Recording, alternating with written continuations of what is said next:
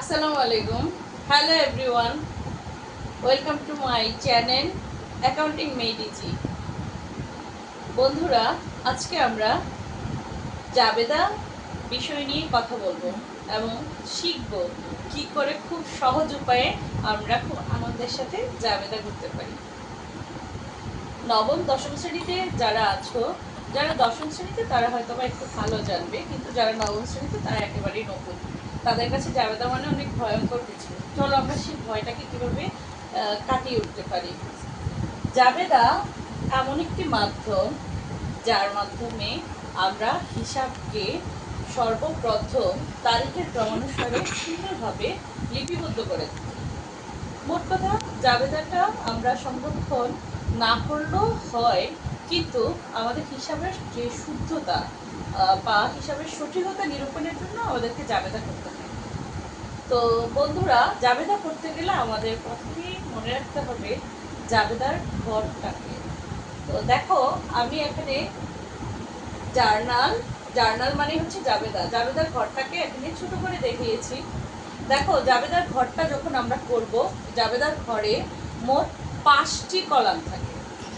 5টি কলামের মাঝে প্রথম কলামটি হচ্ছে তারিখ, দ্বিতীয়টি হচ্ছে বিবরণ, তৃতীয়টি খতিয়ান পৃষ্ঠা, চতুর্থ কলামটা হচ্ছে ডেবিট টাকা, পঞ্চম হচ্ছে ক্রেডিট। এখন আমরা কিভাবে বুঝবো যে জাবেদাটা আমরা কিভাবে হিসাব করব, সেটাই আমাদের দেখার বিষয়। বন্ধুরা, মনে রাখবে, জাবেদা যখন আমরা করতে যাব, আমাদের হাতে আমরা যা কিছু পাবো, আমাদের হাতে মোট কথা আমি যা পাবো, ধরো আমি যখন হিসাব করব, ওই হিসাবটা করতে গেলে যে কোম্পানিটা হবে, মনে করো ওই কোম্পানিটার মালিক আমি।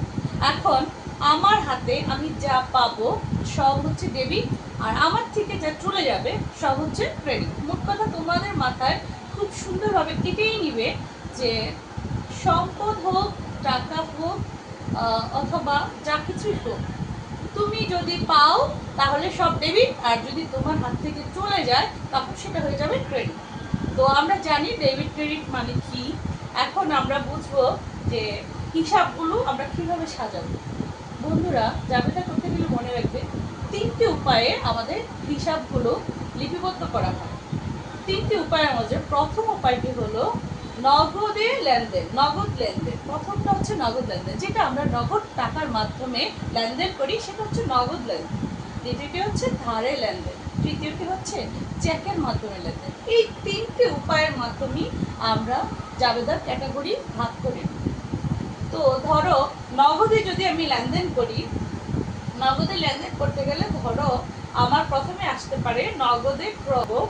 তখন মনে রাখতে হবে যে আমি নগদ টাকা দিয়ে ক্রয় করেছি। নগদ মানে হচ্ছে টাকা। আমাদের জাবেদার ভাষায় আমরা টাকাকে টাকা লিখতে পারবো না, আমরা টাকাকে সবসময় লিখবো নগদ বা নগদান হিসাব।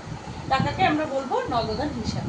তো তাহলে আমি নগদের ক্রয় যদি বলা হয়, তাহলে আমি মনে রাখতে হবে সেটা আমি নগদ টাকা দিয়েছি এবং সাথে সাথে ক্রয় করেছি।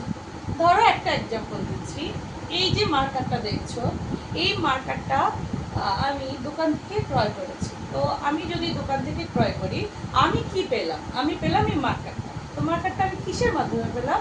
ক্রয়ের মাধ্যমে। তাহলে ক্রয় হিসাব কি হবে? ডেবিট।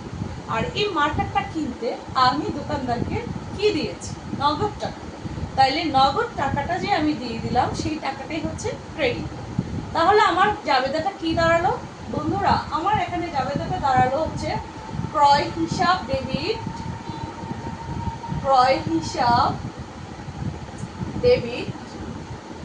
আর হচ্ছে আমি কি দিয়েছি? নগদ টাকা। তাহলে নগদান হিসাব কি হবে? ক্রেডিট। নগদান হিসাব ক্রেডিট।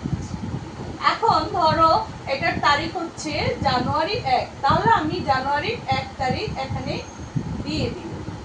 তাহলে দেখো, এখানে ধরো আমার টাকার অঙ্কটা প্রশ্নতে দেয়া আছে 10,000, তাহলে আমার এখানে 10,000, আবার আমি ক্রেডিটেও বসাবো 10,000। বন্ধুরা, মনে রাখবে, জাবেদা করতে গেলে ডেবিট পাশে যেই অঙ্কটা তুমি লিখবে, যেই টাকার অঙ্কটা লিখবে, সেই সেম অ্যামাউন্টেই আমার ক্রেডিট পাশে আবার যাবে। তাহলে আমি দেখে নিলাম যে নগদে যদি আমি লেনদেন করি তাহলে আমার নগদ টাকার মাধ্যমেই আমার হিসাব কমপ্লিট হয়ে যাচ্ছে। তো এই ক্ষেত্রে আমার একটা চলে এলো।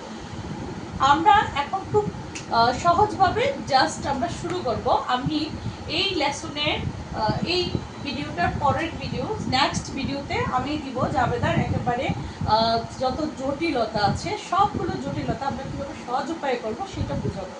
এই ভিডিওতে আমি শুধু প্রাথমিক ধারণাটা তোমাদেরকে দিব। বন্ধুরা, তোমরা যদি মনোযোগ দিয়ে শুনো বা দেখো, দুটাই যদি তোমরা যদি ভিডিওটা স্ক্রিপ্ট না করো তাহলে তোমরা ইজিভাবেই শিখে যেতে পারবে। তারপর ধরো ধারে লেনদেন, এখন আসছে ধারে। যখনই তুমি দেখবা জাবেদার ক্ষেত্রে যদি ধারে বোঝানো হয় তার মানে বুঝবা যে টাকা দেয়া হয়নি, বাকিতে। হয়তো টাকাটা ধরো আমি এই মাউসটা আমি একটা দোকানদার বাকিতে কাদেরকে দেয়, যাদেরকে দোকানদার চিনে অথবা কাছাকাছি কোথাও পরিচিত মুখ তাদেরকে কিন্তু দোকানদার বাকিতে দেয়। তো যখন তুমি ধরো একটা দোকানে গেলা, এই মাউসটা তুমি বাকিতে ক্রয় করলা, তুমি দোকানদারকে বললাম ভাই আজকে আমার কাছে টাকা নেই, আমি পরবর্তীতে দিয়ে দিব। তো দোকানদার তোমাকে এই মার্কারটা দিয়ে দিল। এই যে তোমাকে ধারে তুমি ক্রয় করলা, এটা কি করলা তুমি ধারে ক্রয়। তো ধারে ক্রয় করলে ক্রয় হিসাব অলওয়েজ ডেবিট, কিন্তু কিছু কিছু কারণে আমরা ক্রয়কে ক্রেডিট করতে পারি, সেটাতে আমরা পরে জানবো।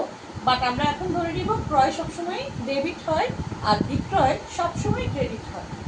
তো যেহেতু ক্রয় ক্রেডিট, তাহলে ধারে ক্রয় করেছি আমি মাউসটা, তাহলে ধারে ক্রয় হিসাব ডেবিট।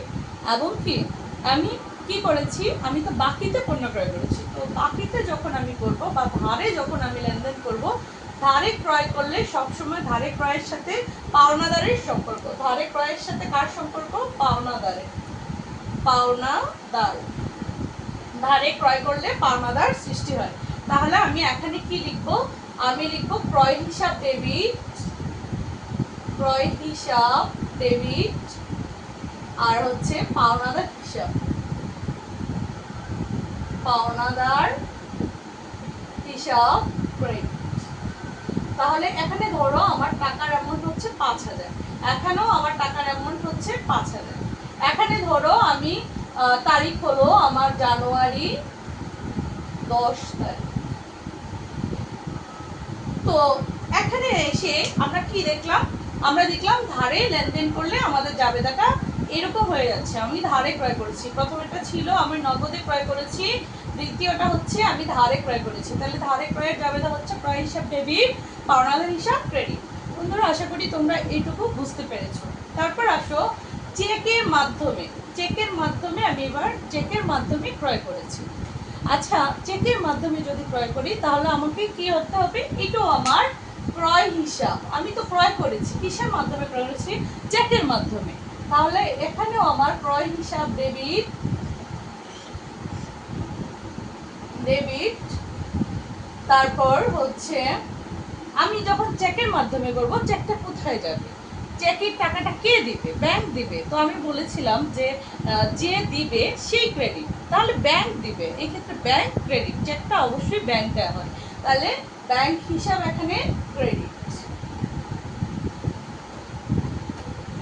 ব্যাংক হিসাব ক্রেডিট। ধরো 20,000 টাকা, তাহলে আমি দুই পাশেই 20,000 টাকাই আমি দিয়ে দিই। এখন আমি যেটা করব, একসাথে দুটার যোগফল করে ফেলবো। 10,000, 5,000, 15,000, 20,000, তাহলে হচ্ছে 35,000। এই 35,000 টাকা আমি দুই পাশেই সুন্দর করে বসিয়ে দিব।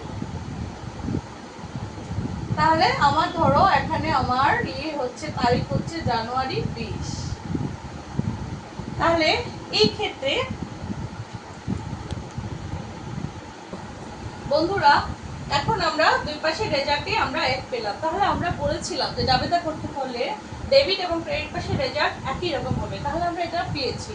আবার বলেছিলাম যে জাবেদা করতে গেলে আমরা 3 ধরনের লেনদেন করে থাকি, একটা হচ্ছে নগদে, একটা হচ্ছে ধারে এবং অন্যটা হচ্ছে চেকের মাধ্যমে। আশা করি আমার এই ভিডিওতে অন্ততপক্ষে জাবেদার যে ধারণাটা বা জাবেদাটা আমরা কিভাবে করব এইটুকু হয়তো আমরা বুঝতে পেরেছি। পরবর্তী ভিডিওতে আবারও তোমাদের সাথে দেখা হবে, আবারও নিয়ে আসবো তোমাদের জন্য জটিল যেসব এন্ট্রিগুলো আছে বা লেনদেনগুলো আছে সেগুলো কী করে সহজে করা যায়।